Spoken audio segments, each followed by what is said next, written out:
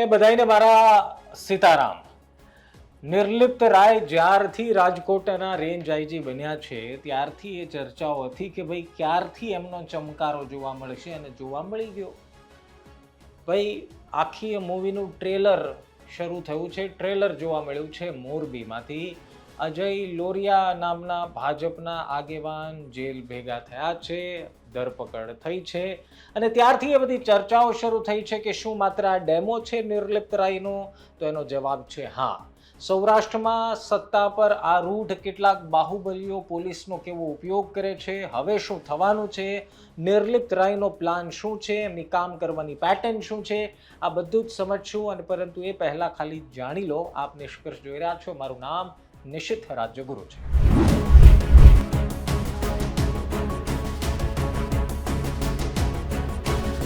જો નિર્લિપ્ત રાય પાસેથી અપેક્ષા આખા રાજકોટ રેન્જને છે. જેટલા પણ જિલ્લા આવે છે, સુરેન્દ્રનગર, દેવભૂમિ દ્વારકા, મોરબી, રાજકોટ ગ્રામ્ય, જામનગર, આ બધા જ જિલ્લાના લોકોને અપેક્ષાઓ છે. પરંતુ પહેલાં જ ઘાય ચડી ગયું છે મોરબી. હવે મોરબી ઘાય ચડી ગયું છે એનું પહેલું કારણ છે અજય લોરિયા. હવે ઘણા બધા એને એમ થશે કે ભાઈ અજય લોરિયાની ધરપકડ થઈ, એમાં નિર્લિપ્ત રાયનો શું હાથ? હવે નિર્લિપ્ત રાય રેન્જના આઈજી છે, અને એક સીધી રીતે લોજિકલી વાત સમજો તો અજય લોરિયા ઉપર ફરિયાદો અથવા તો એમની ઉપર આક્ષેપો આ પહેલાં ઘણી બધી વખત થયા. પરંતુ તેમ છતાં વિચાર કરો કે શા માટે એક પણ વખત કાર્યવાહી ન થઈ? શા માટે અત્યાર સુધી સિરામિક ઉદ્યોગના વેપારીઓ એક સાથે આટલી મોટી સંખ્યામાં એસપી કચેરી આ વ્યક્તિ વિરુદ્ધ ન પહોંચ્યા? હવે જ કેમ હિંમત ચાલી? હવે જ કેમ અજય લોરિયાની ધરપકડ થઈ? શું માત્ર એ જ કારણ છે કે હવે પાપનો ઘડો ભરાઈ ગયો હતો? ભાઈ પાપનો ઘડો તો ક્યારનો ભરાઈ ગયો હતો, પરંતુ એવામાં આવી ગયા નિર્લિપ્ત રાય. હવે નિર્લિપ્ત રાય બાબતે એક વસ્તુ તમારે સમજવા જેવી છે.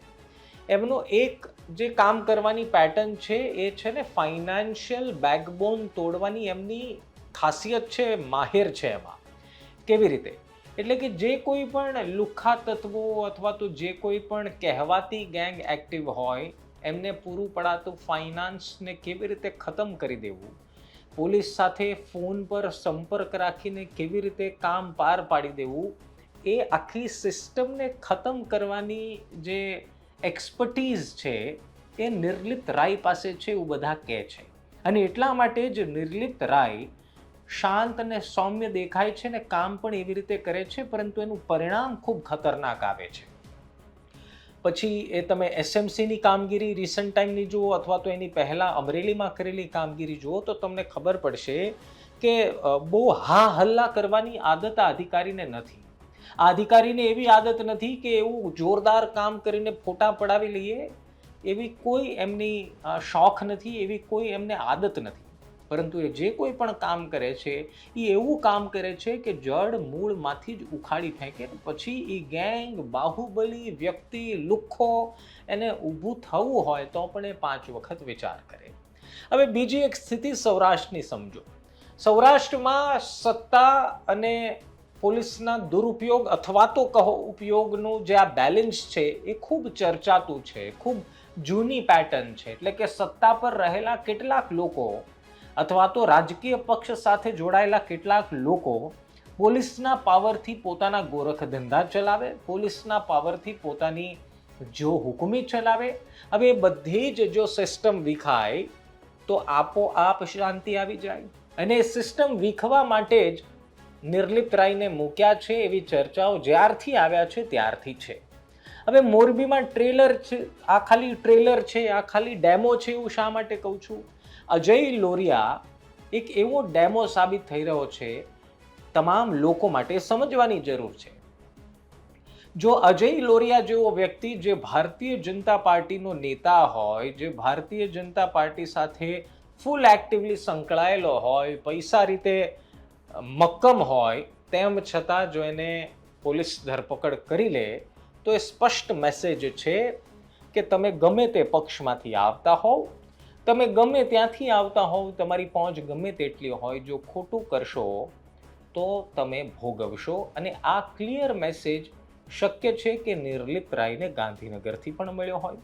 હવે બધા લોકો માટે મળ્યો છે એવું જરૂરી નથી, પરંતુ અજય લોરિયા માટે તો હતો. નહીં તો ભારતીય જનતા પાર્ટી જો બચાવવા ઈચ્છે તો કદાચ શક્ય, પણ મને ભૂતકાળમાં ઘણા બધા કિસ્સાઓની ચર્ચાઓ તો તમે સાંભળી જ છે.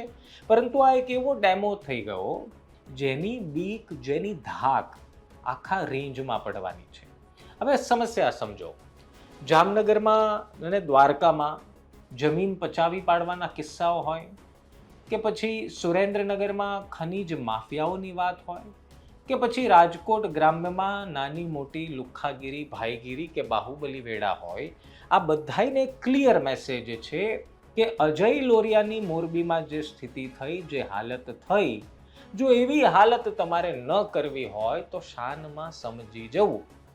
નહીં તો ગાંધીનગરથી ક્લિયર છૂટ આપવામાં આવી છે નિર્લિપ્ત રાયને, એવો મેસેજ આપવાનો પ્રયાસ હોય એવું લાગે છે.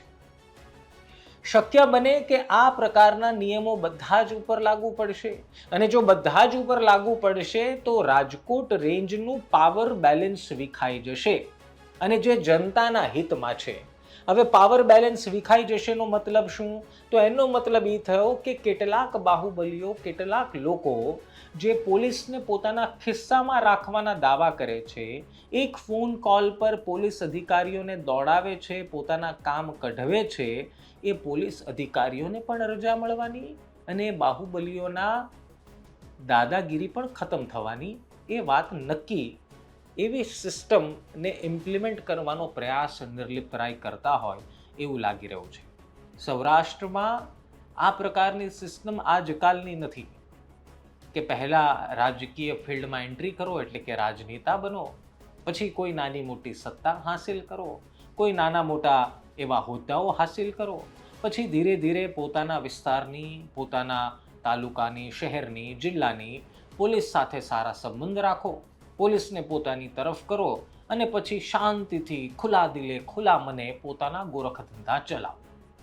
અને એટલા માટે જ આવા બાહુબલીઓની ફાટ વધી છે, એટલા માટે જ કેટલાક આવા લુખ્ખાઓની આ રેન્જમાં ફાટ વધી છે, અને એને ડામવા માટે, એનો કોઈ બચાવ ન કરી શકે, એનું આખું જે સામ્રાજ્ય છે એ ખતમ થઈ જાય, એની માટે જ આવા અધિકારીઓની રાજકોટ રેન્જમાં જરૂર છે. હું હજી તમને કહું છું, મોરબીમાં અજય લોરિયા એકમાત્ર ટ્રેલર છે, પિક્ચર અભી બાકી હૈ મેરે દોસ્ત.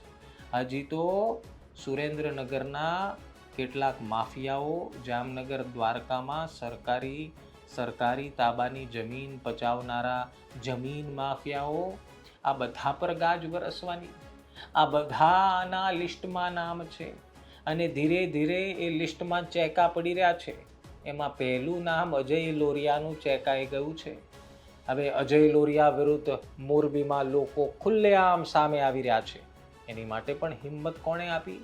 અને એક બીજી વસ્તુ પણ તમને કહું, જ્યારે આવા અધિકારીઓ કોઈ રાજકીય પ્રેશરમાં આવ્યા વગર, કોઈના દબાણમાં આવ્યા વગર કામ કરે તો એમની નીચે રહેલા સ્ટાફને પણ મોટિવેશન મળે. નીચે રહેલા police inspector, police sub inspector, constable, આ બધાને એક ક્લિયર મેસેજ જાય કે મારો સાહેબ, મારો અધિકારી, મારા સિનિયર કોઈના તાબામાં આવે એવા નથી, અને ગમે તેને પાડી શકે છે, અને ગમે તેને પાડી પણ દેશે. અને એ મેસેજ કોને જાય? જો મળતિયા પોલીસવાળા હોય તો પોતાના કહેવાતા આકાઓને પણ કહે કે ભાઈ જોજો, મોરબીમાં અજય લોરિયા અંદર છે, કાલ તમારો વારો ન આવે, એટલે જે બધું હાલતું હોય એ બધું બંધ કરી દેજો. આના કારણે, આ ધાકના કારણે પણ ઘણું બધું ઓટોમેટિક બંધ થવા મળવાનું છે, એવી અપેક્ષા નિર્લિપ્ત રાય પાસે લોકો રાખી રહ્યા છે. તમારું શું માનવું છે કમેન્ટ જરૂર કરજો. બાકી મળીએ છીએ. ધ્યાન રાખો, મજા કરો. સીતારામ.